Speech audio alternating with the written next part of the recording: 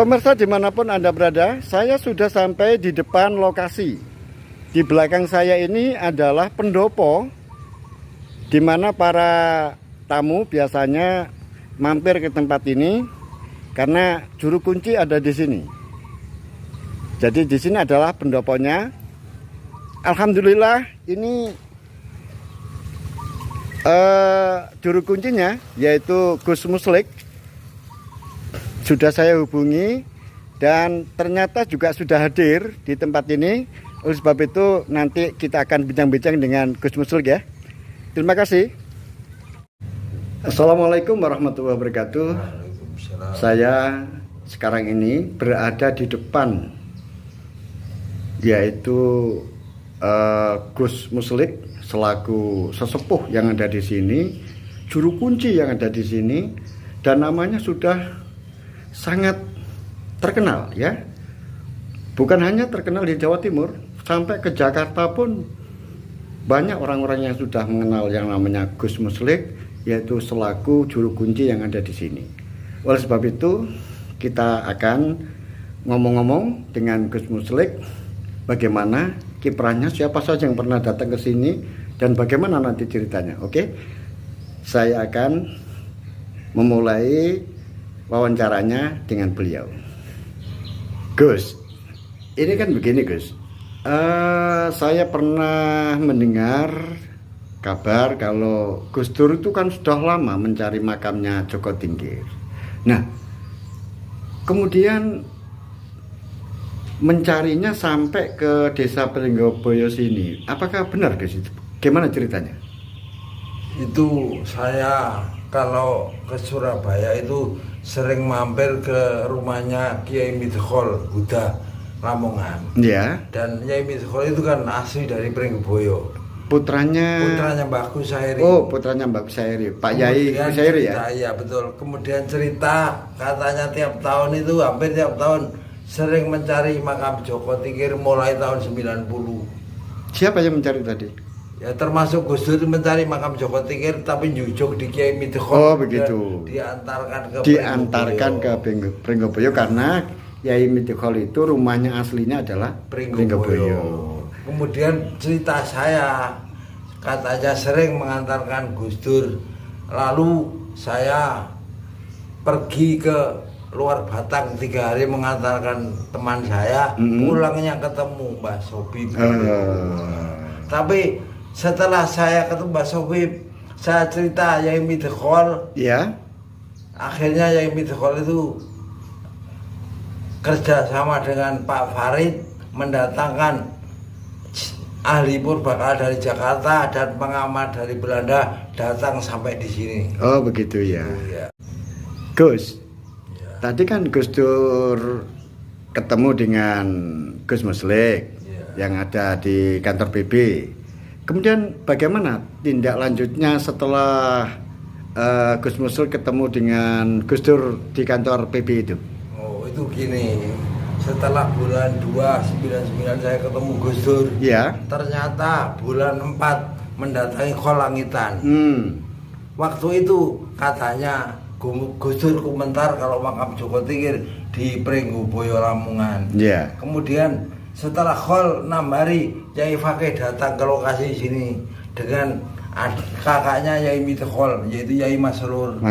Kemudian ketemu dengan teman-teman dusun Duko termasuk saya. Akhirnya setelah ziarah Yai Fakih ngasih uang 100 suruh nyarikan gandengan.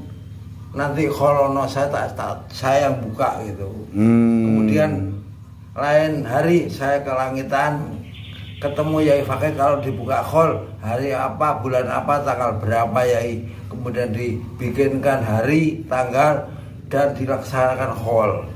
Setelah khol dilaksanakan ternyata Gus Dur 5 hari datang ke sini karena waktu itu saya ngundang Mas Yusuf Dorsmo hari Jumat, maaf ya, Mas Yusuf hari Rebo berangkat ke Jakarta, maka saya MPR, DPR, saya titipi salam. Kalau Jumat itu khol dibuka Yai Fakih, mungkin disampaikan gitu. Oh begitu ya? Iya. Gus, Kemudian itu tadi ceritanya seperti itu ya. Berarti Gus Dur pernah jenengan datangi kan begitu ya? Iya, betul. Alhamdulillah. Kemudian apakah ada cerita lain? Apakah ada orang-orang lain, misalnya Pak siapa itu yang terkenal dari Jogja itu, Pak Yai Muafik itu, apakah pernah datang ke sini, Gus? Pernah kalau nggak salah hall ke 17 diundang dan memberi pengalaman, memberi cerita di sini karena Gus Dur waktu kesini juga pernah ngawal beliau. Oh begitu ya Gus ya. Alhamdulillah. Kemudian Gus, untuk pengalaman-pengalaman, oh iya katanya dulu saya pernah mendengar bahwa yang namanya Gus Dur itu pernah jenengan berikan sebuah amalan, akhirnya amalan itu bisa membawa Gus Dur menjadi seorang presiden. Benarkah itu Gus?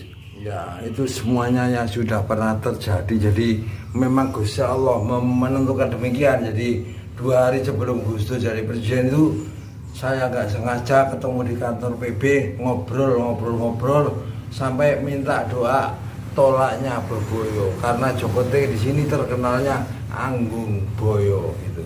Akhirnya saya suruh nulis, setelah saya tuliskan mungkin Selasa diamalkan. Setelah diamalkan Rebo dipilih jadi presiden, itu fakta. Oh begitu ya. Iya.